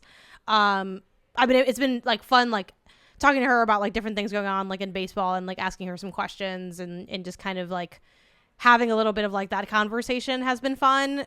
Just because it's like, hey, here's this thing that you're very into, and like I have like one thought on it, and then it's like, oh, like it's like, and then it's like, you know, I don't know, it gives a little bit like extra incentive, and it's been like fun to like talk about like the different things going on. And you know, again, our teams are very much having like very opposite seasons, so like that's been interesting. And then it's I guess it's kind of morbid because the Mets aren't really doing very good, but like seeing like more Mets like baseball stuff come across my timeline, and like, you know, seeing what's going on with the Mets and being like, Kelsey's in there, like it's like, you know, it's like this weird like this like weird like connection thing. So that's been fun. I know you've mentioned you're like, I wish I was talking to Kelsey about baseball. Yeah, no, like it's weird. Like now that I'm getting into it, it's like, oh man, I need like how I have SGF, Edwin for the Lakers. You know what? You guys can have your own like baseball sub like sub like story within the blog. That'll be fun. Yeah. We gotta see if a game is happening, man. How great would it be if the Mets are here again? I don't think they will be. But. Yeah, I don't think they are. Because I think she would have said if they were before. But you know, I know she's been busy. Maybe she doesn't look at the calendar. But we did get to go last year, which was fun. Obviously, this year to be even more expensive than it was last year. But like, I don't mind. I would go. We've been needing to go to a game anyway. So, yeah. But I'm like slowly getting like sucked into the whims of these sports. But yeah, like I agree with you. I've been liking the series element of it. And like I think what's kind of nice is that because it's always happening, it's like, I don't know, it's kind of like, you know how sometimes you're like, I don't know what I want to watch. If you watch baseball, you always have something to watch because baseball is always on. Yeah, man. Like, and your team specifically is probably always on. It's not even just like you have to go to like watch something. Versus like with soccer, which granted, like I'm not watching every single Galaxy game. Like sometimes I'll skip a game if I'm feeling lazy. Obviously we go a lot because of the season tickets. So we're often there for the home games and we'll watch the away stuff. But like with soccer, it's like, grasping at straws is a little dramatic, but it is kind of like I'll just watch stuff just like for like if I have a tangential relationship, it's like throw the game on. Like when Toluca faced LAFC, it's like, okay, I like Liga MX and I hate LAFC. Let's watch that game, which ended up being a really great game. So like, I hope you caught it or not. Before we like close out the sports stuff though, I forgot I wanted from a technical perspective. Like, how are you watching these? I know, like, with sports, like, stuff can be divided against, like, across platforms and stuff. So, like, what do you have in case people were like, hey, I want to do this? What do I do? Obviously, you can Google it, but, like, kind of nice. We're already talking about it, so it'd be nice to know. So, for the easiest is MLS, right? If you want to watch football, soccer, MLS on Apple TV, you pay one price. You get every game from every team. Watch it live, watch it recap. You can do whatever. It's great. Every other sport. And right now, you just need same exact thing. You just need like Apple TV now. Yeah, you just need an Apple TV subscription. It's not like before the MLS Pass was like you needed Apple TV or MLS Pass in order to watch it. Now you just get MLS or you just get Apple TV. MLS Pass is included. The next is probably gonna be. Baseball is maybe the easiest to be honest. They all kind of just get screwy after MLS, but I think baseball is maybe the next easiest as far as I am aware, in that I want to say it's just on like we have DirecTV through Edwin, through your brother Edwin, and it just comes on, I want to say Fox, maybe ESPN, but I think it's just Fox. It's like LA baseball or something like it's like a branded kind of icon, so I'm not entirely sure even what channel it is, but I think it's Fox. Every game, just whenever I want to watch it, whenever I know like a game is coming up, I just click in there, it's playing. I don't have to worry about it. Basketball is the really, really weird one where like I think now it's split between like 7 platforms or something crazy like that, depending on what team you want to watch, if it's in network or if it's like your local or who's got the rights to this airing and stuff like that. Like for the playoffs, for example, it's like game 1 is on, let's say ESPN, game 2 is on, Peacock, game 3 is on Amazon Prime, and then 4 maybe goes back to ESPN, and the optional games 5, 6, and 7, are on all these different platforms. There's also like an NBA League Pass or something like that you can get if you want to watch some of the games. But again, that kind of takes into account your local team or like your local network or stations or something like that. It's also really weird. Every single sport needs to just drop this confusion stuff, or at least alongside all the confusing stuff, offer a one-stop shop. Here's $200 or $50, even if it's like $50 a month or something like that, but you just get every game from every sport. Yeah, like give every me game from every a sport single would be price. like a gajillion dollars. Every game from every team, not every sport. Sorry, every game from every team in whatever league.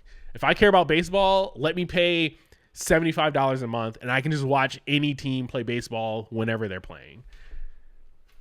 Why are we not printing this money, guys? Come on. You got to get with it. Why can I not play Mario on my PC? Yeah. I'm sure that is exactly what I sound like. Put Mario on the PC. I mean, I'm kind of just poking fun because I do think there's some stuff gets like a little insane, like is the thing, like at least like with your thing with like the Dodgers where it's like, oh, DirecTV, like you need cable to some degree, and then you can just watch whatever you watch your team essentially. That's pretty much fine, like Apple for soccer, okay, like that's not too crazy, like whatever. But like The split across stuff is like makes me want to like It's tear my hair out. It's insane. genuinely one reason, and I guess right now we currently have Prime in part because of I think you said it gives you something with the Lakers or whatever or something. Yeah, because some of the playoff games are on Prime Video, so it's like, all right, well, we might as well keep it for the next month. Yes, so like I think that also might be a time that we maybe want to dip into some Angel City stuff, because one reason I don't watch Angel City, which is our like women's soccer team, is that there's like their games are split across like 4 different things. And at that point I'm like, I give up. Like I don't want to have to like have all these different things. And I forget if one of them is Prime, and if it is, like, okay, cool, maybe I'll just dip in those Prime games. But it's like, I mean, imagine like, I don't even know if there's like again, the Mario on PC thing is kind of just like a quick joke, but like I don't know if there's a gaming equivalent to that exact experience. It would be like, I think the closest is like the Kingdom Hearts franchise. I literally was gonna say the Kingdom Hearts franchise. Literally, but it's like, what if that came out like back-to-back years? Yeah. What like, if that because was? you need to have like the speed of like because that's the thing. It's like the game you watch on Saturday and the game you watch on Sunday can be in totally different places. Mm-hmm. Yeah, it's like what if Fortnite seasons dropped on different consoles or like different platforms? Like, yeah. Oh my god. It's like literally the there's game you no, love. there's If you want to nothing in play gaming is Fortnite, bad. get an Xbox and a PlayStation and a PC and a Switch, because it's gonna be on one of those depending on the week or something like It's that. like, the odd seasons only come to because it's like it's so broken down. It's really crazy. Anyway, well, I don't want to end sports on a negative note, but it's been fun to have around. It's just like I've really been looking forward to and enjoying it. It's just been nice. So yeah, we'll see. We'll have to.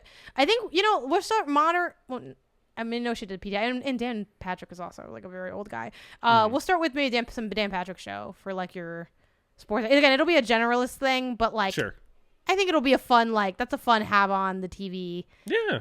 Kind of while you work thing. I do wish like that we had a closer setup though too. Like we have right now, like our work setup is like I am in our room and then you're in the living room. And it hasn't been as bad as I kind of worried. I felt like, I'm going to feel so disconnected. Like it hasn't been that deep. But also, sometimes I feel a little disconnected because like there are certain things where it's like I kind of need to be on my PC. You kind of need to be on your PC.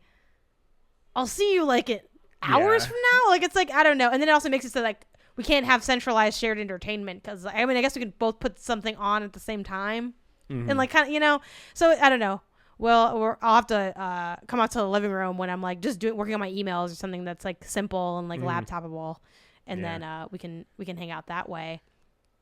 Yeah. But maybe once we right. get the projector going, we'll start doing some games or something in the bedroom, so we could hang out anywhere in the apartment. Yeah, what do you need to put the hallway TV when you go to the bathroom? You can kind of see what someone else is working on. But yeah, it's been fun. All right, I think that brings us to pull up the show. Pull the show. Last episode we asked you about your thoughts on liking/disliking games. Like, have you actively disliked a game in the beginning and then eventually gotten into it? And we also asked a series of various perspective-based questions. Isaiah, what did the people have to say? They're not shouldn't be too surprising, I guess. Most people have not played a game that they disliked in the beginning but eventually started to like. It's about like 60%. It's never happened to them. About 40% have. We asked the people to follow up where if it was a game like that, what game was it? Some of the highlights are Persona 5, which I guess you're writing in from your burner. That was me with my burner. Yeah. Dragon Age the Veilguard, which honestly a little surprising. I thought that game would be very much just like the same note. If you like the beginning, you're going to like the end. If you hated the beginning, you would hate the end, but I guess not. And then Nier Automata, which is a little scary to me because that's a game that I want to play. I've heard that happen to people. Well, I think also like, I wonder if part of that is being put off by like, what's the name of the main character? This is like, I should know this. I think 2B, yeah. 2B's design, she has that like upskirt kind of vibe design. Like maybe there's elements of that may put them off. I think there's maybe other things about the game that sometimes like it makes sense seeing these on here. It's interesting that all 3 of these are RPGs. Yeah. Where you have to like kind of commit time to play it, Maybe dare I that's say it. this is Stockholm syndrome slash sunken cost fallacy. Yeah. I too have been a victim of sunken cost fallacy with Persona 5. Yeah.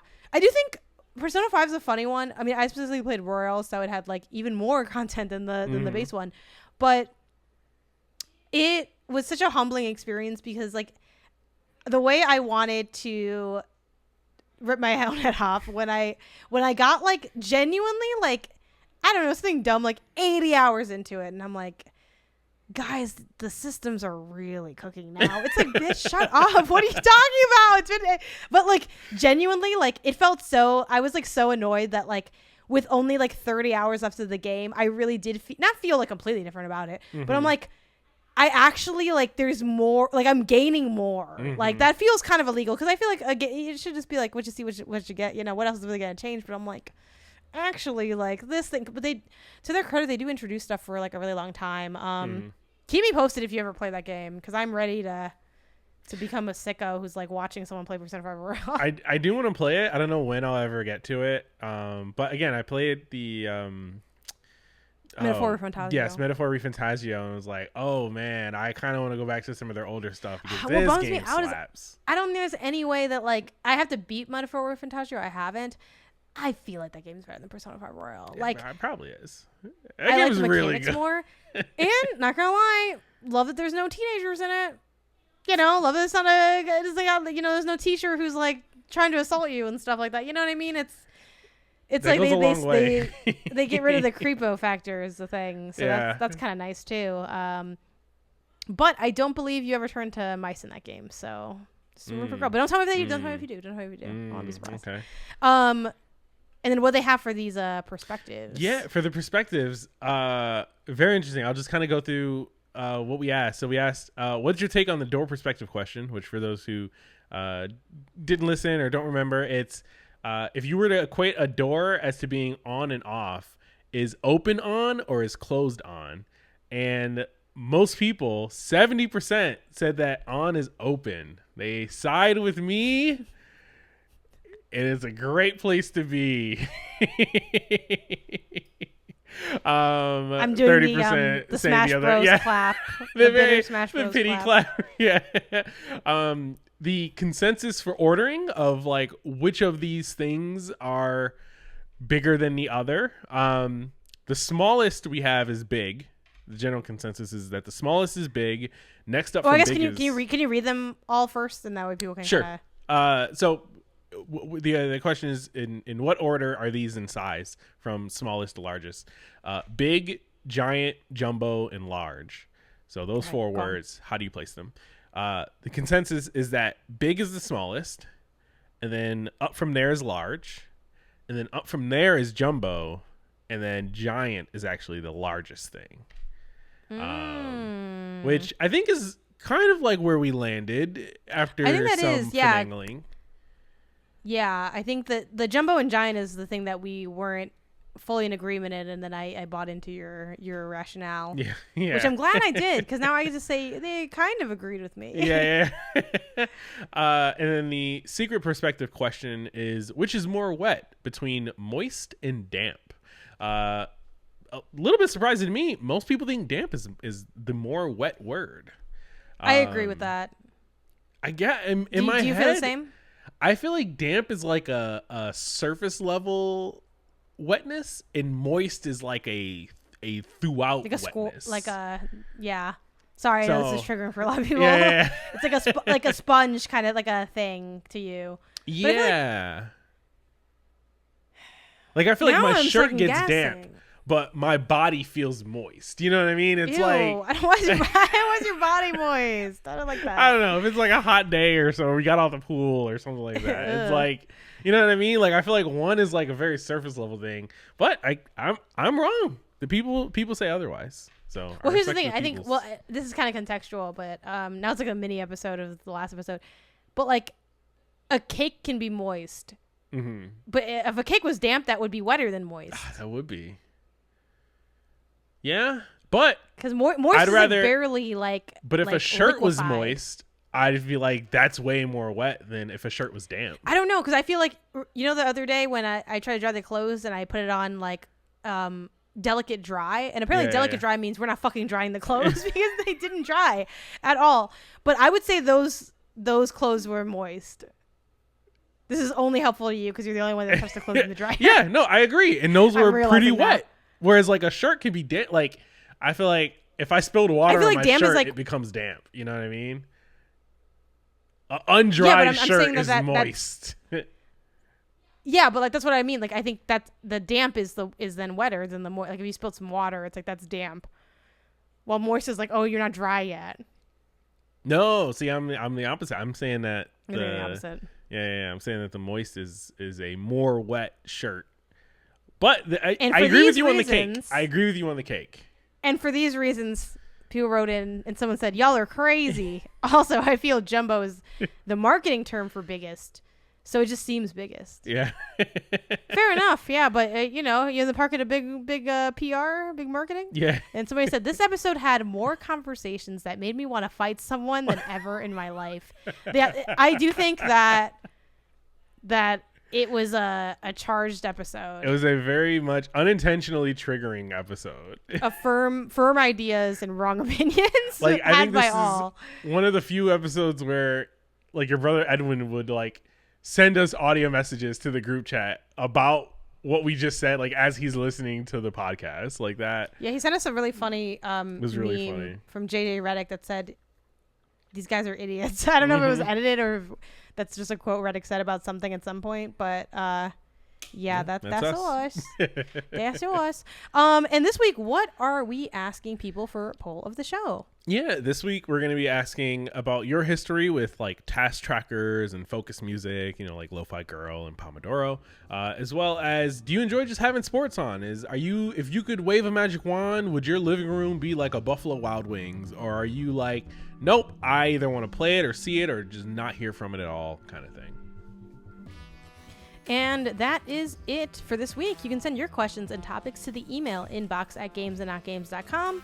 You can follow the podcast you can follow the podcast version of the show on Apple Podcasts, Spotify, Pocket Casts, and everywhere else you get your podcast. If you enjoy the show, be sure to give it that 5-star rating. 5 stars. Cinco diamantes. And if you're an audio listener, remember you can get the video version over on YouTube at GamesAndNotGames. If you like the video, be sure to leave us a like and a comment as it helps us get the show in front of more people.